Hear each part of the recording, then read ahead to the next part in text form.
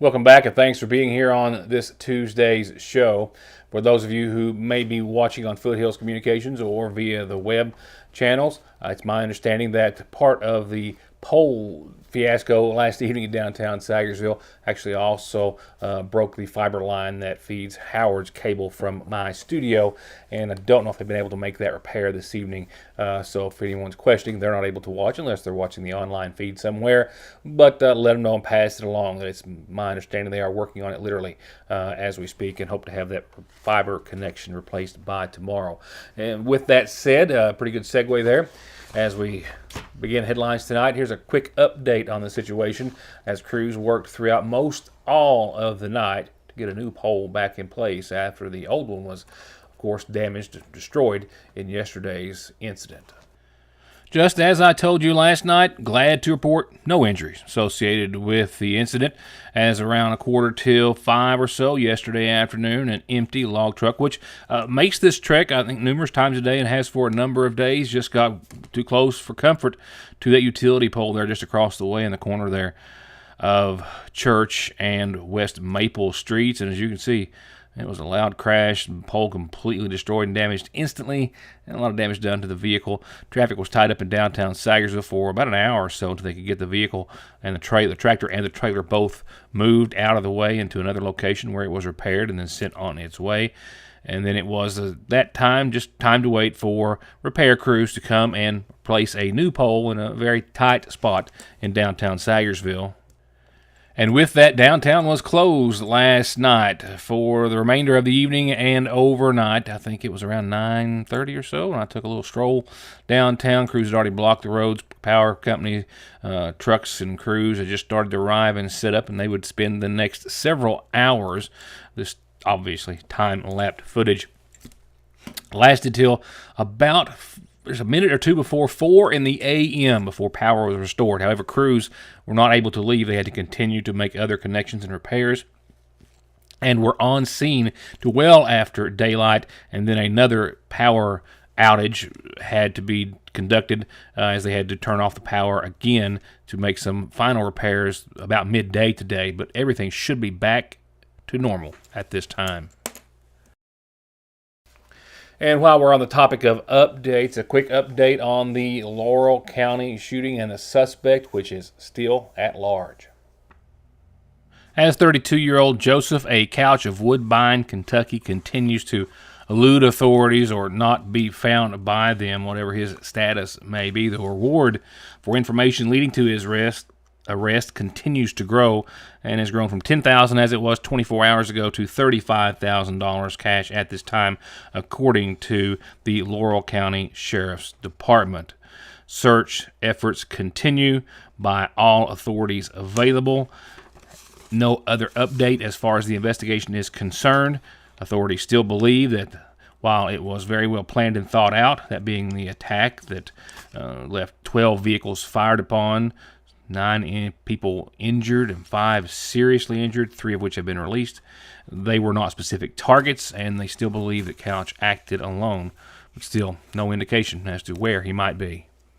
And with the continued reports from Laurel County coming yesterday and still today, yesterday as I was with you last night, a number of situations involving potential threats, perceived threats at schools in various parts of Kentucky and West Virginia, and most all found to be unfounded. However, that pattern, if you want to call it that, continues today. Knox County schools have worked with the FBI and other authorities to investigate a Snapchat threat that was made last night around 10 o'clock. Some screenshots of a threatening message started to circulate electronic devices and social media in Knox County last night, and that is when authorities got involved and they arrested a 14-year-old male juvenile.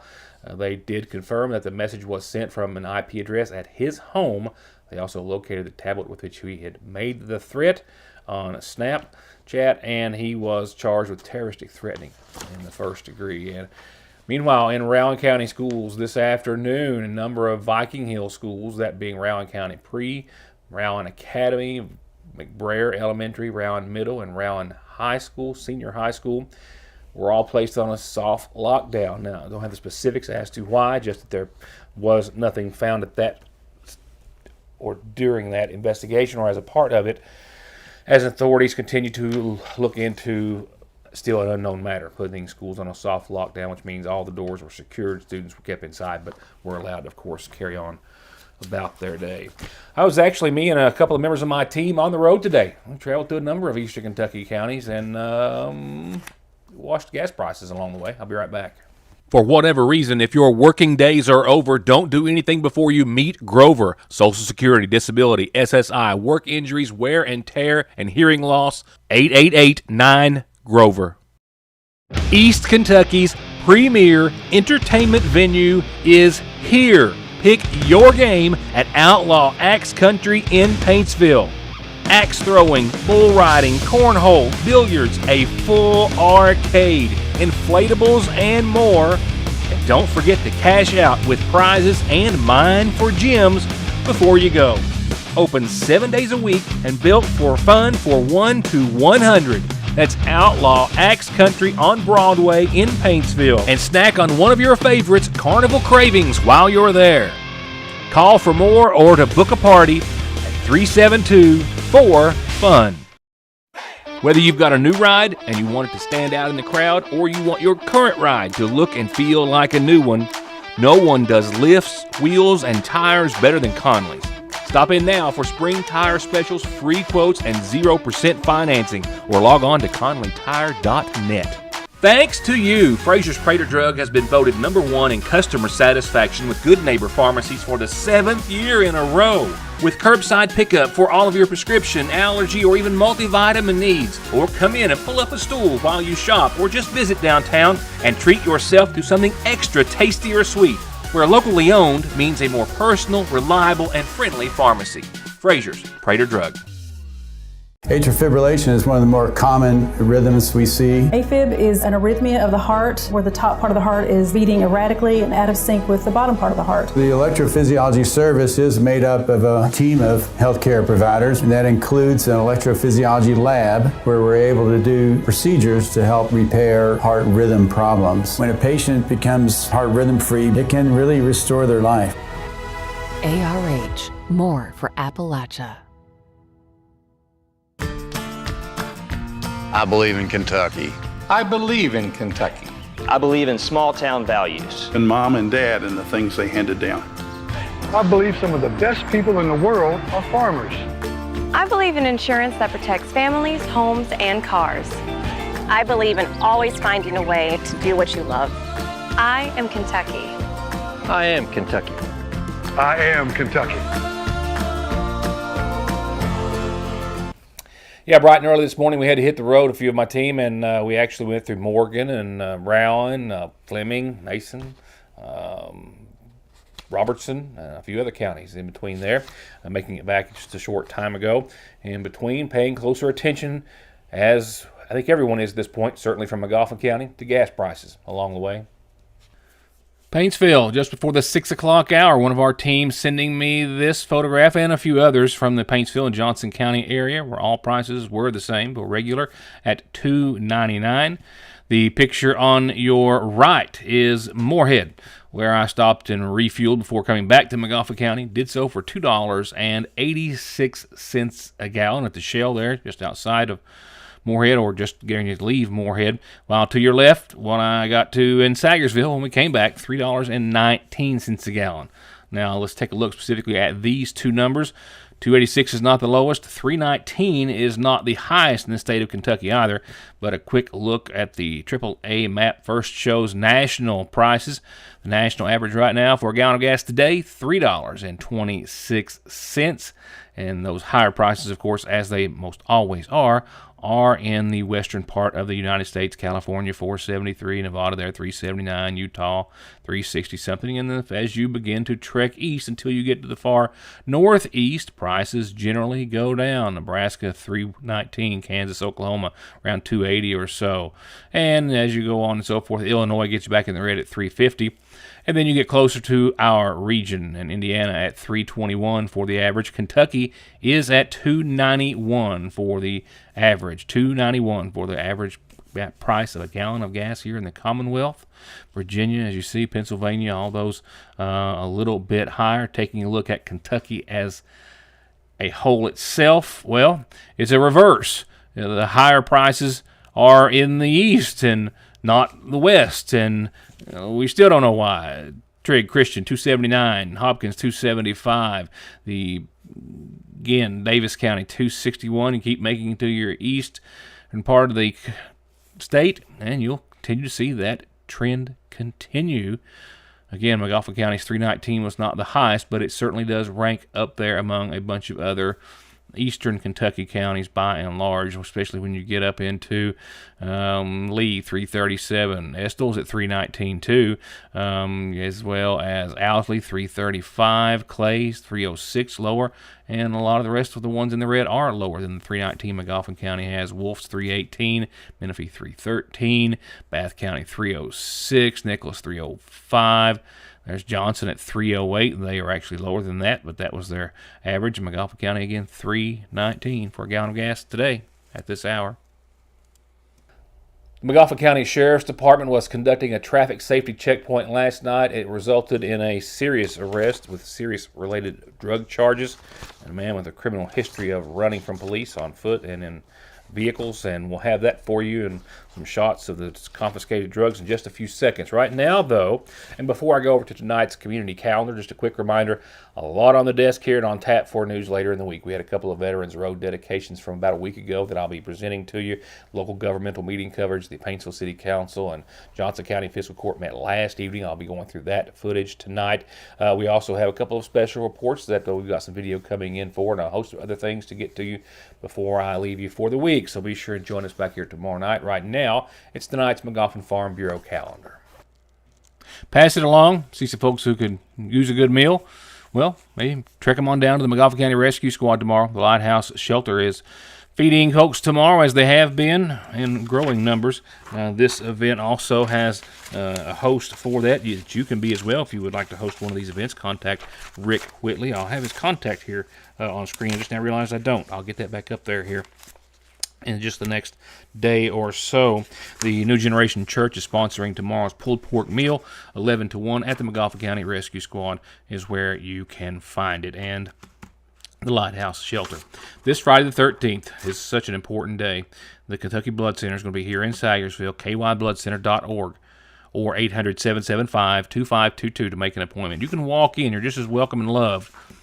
As blood supplies are, as I understand, 20 to 25% off their already usual low level for this time of year. 1 to 5, Friday, Sagersville First Baptist Church. Look at the super cool t-shirt that you get for donating. This Saturday is a fall equine clinic hosted over at Creekside by the West Liberty Veterinary Clinic. Coggins vaccines, pregnancy check, rabies shots for your pets, your cats and dogs, and you can drive through with your animals.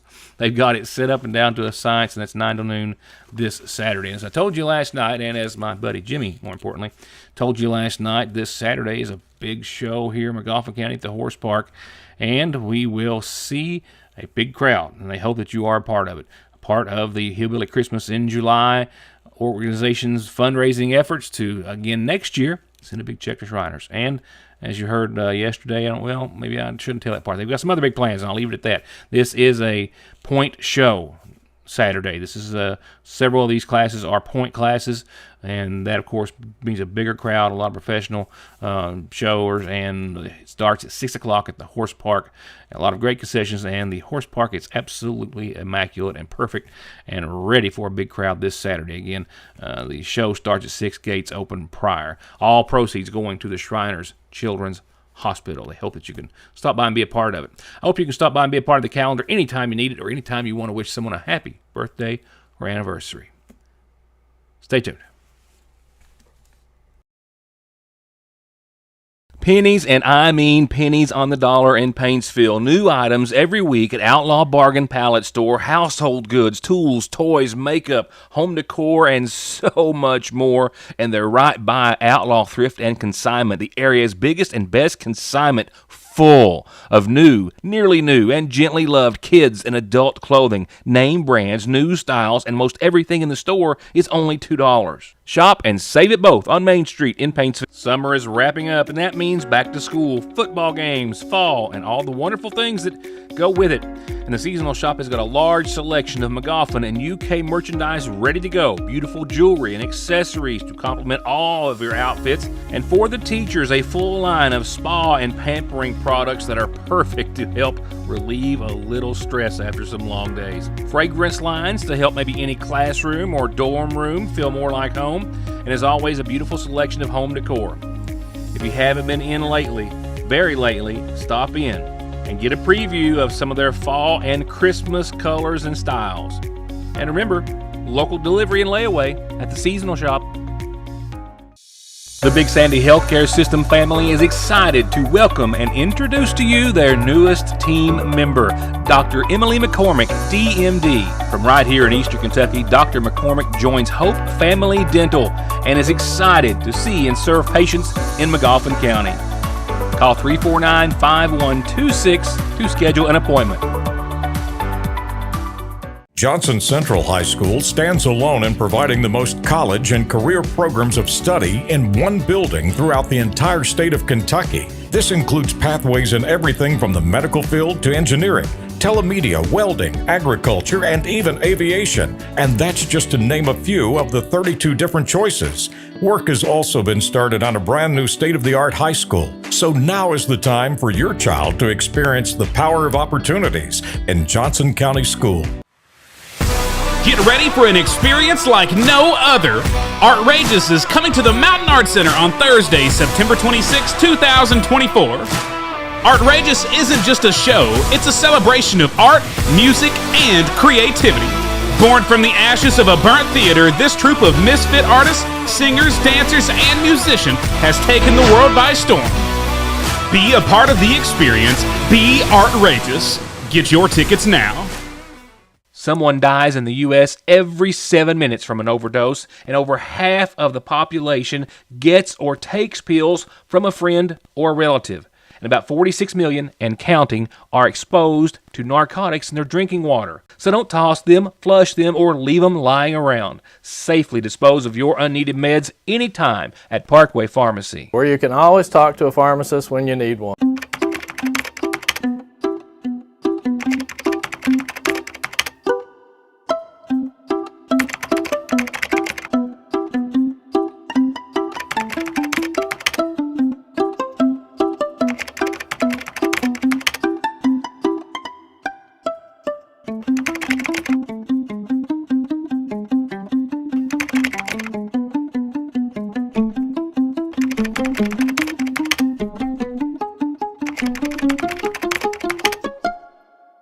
The McGoffin County Sheriff's Department and a number of its deputies were sitting on Burning Fork last night getting ready to set up a traffic safety checkpoint when they noticed a vehicle drive by with one person in the passenger's seat wanted on an indictment warrant out of McGoffin County, as well as another arrest warrant, which as well resulted in additional charges for this man. What you're looking at here, confiscated by the Sheriff's Department, it's a handgun, obviously, loaded clip, digital scales for resale of drugs, drug paraphernalia, pipe, needles, the two white bags there in the center, total about 3 ounces of crystal methamphetamine, the marijuana as well, also pretty hefty size bag there, less than a half an ounce but an unknown weight, and a number of other items, all seized from a vehicle that 48-year-old Charles McGuire of Sagersville was a passenger in. Just as they were setting up their road check, they saw the vehicle, they saw the passenger, knew that it was McGuire. After recognizing him, made a traffic stop on the vehicle on Burning Fork. However, McGuire, when he reached him his ID, the ID that he gave to authorities wasn't himself. It was another individual giving a false ID to officers who knew clearly who he was. He finally admitted to doing so. He was placed in handcuffs and arrested, and the vehicle's owner gave consent to search the car, saying that the belongings that they were finding did belong to Charles McGuire, and inside those, that Taurus 9mm, almost 80 grams of methamphetamine, 42 grams of marijuana, and the other items that you just saw. He was charged with possession of drug paraphernalia, trafficking of marijuana, persistent felony possession of a firearm, not his first time, persistent felony offender in the second degree, possession of a handgun by a convicted felon, trafficking in meth, possession of a controlled substance in the first degree, and giving an officer false information. We topped out at, let me check, 86 degrees, almost 87 degrees here in downtown Sayersville today. It was nice and warm on the streets of Sayersville.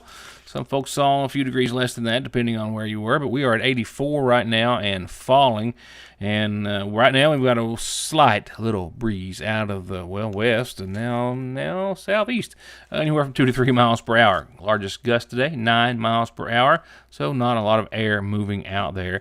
And not a lot of discomfort because our relative humidity is at 34% and the dew point is at 54 degrees. No rain, as you saw, and sunrise 7:12, sunset 7:48, getting closer together all the time. And here's the rest of your data collected by Your News Today, and of course powered by Licking Valley RECC. Another cool one tonight. Temperatures are going to drop pretty quickly, and they'll bottom out right around 46, maybe 47 degrees. Clear skies, calm winds for the rest of your Tuesday. Just like I've been telling you since yesterday, all week long, since yesterday. Tomorrow is what we believe to be the peak. Now, I did hit 86 and 87 today. We're expected to see that tomorrow again, and maybe just a bit warmer, so it's going to be a nice day in the neighborhood, sunny skies. We are going to see 58 tomorrow night, which is going to be near as cold outside, or cool. And then we're going to see clouds on the increase for a few days. As of now, there's a bit of a different window here. Last night we were expecting for tomorrow night there to be some showers during the overnight, and right now those are pushed all the way off into your Thursday. So while we will see clouds, I do believe on the increase tomorrow night, we're going to see 80 again 86, 58, your high, your low, sunny during the day, not so clear tomorrow night. Those clouds will collectively give us about a 20% chance of just some showers, and that's Thursday night. So we've pushed these shower chances off till Thursday night. 80, 61, your high, your low, with mostly cloudy skies on your Thursday. This system drops us back into the 70s for your Friday. As you saw, 76, daytime high, mostly cloudy, a 50% chance of showers and thunderstorms. And while we'll see a little more sun on your Saturday, pretty much a similar scenario, around 80 degrees, 60 for your low, partly sunny, and for the first half of your weekend, 50% chance of showers and storms will continue into your Saturday. Starts to wane gradually thereafter. Sunday, pretty consistent run here temperature-wise. Look at this, 80 and 59, partly sunny, 40% chance of some showers and storms. Nothing major as far as weather makers, rain makers in this, but we will see those chances continue to roll on through your 7-day and into your Monday with 80, 59 again. And then mostly sunny and a 40% chance of showers, storms again. By Tuesday of next week, this time next week, we might inch back up to about 82, 56 at night, mostly sunny and a waning chance of some showers and storms. And that's going to wrap it up for tonight. Enjoy the rest of this evening. We've got some more coming, but they won't last forever. Weather changes of the cooler and colder kind, of course, are inevitable. We've still got some beautiful fall-like weather to enjoy, so be sure and do that while you can. Best advice I can give, except to join me back here tomorrow night for the next edition of Your News Today. Thanks for watching.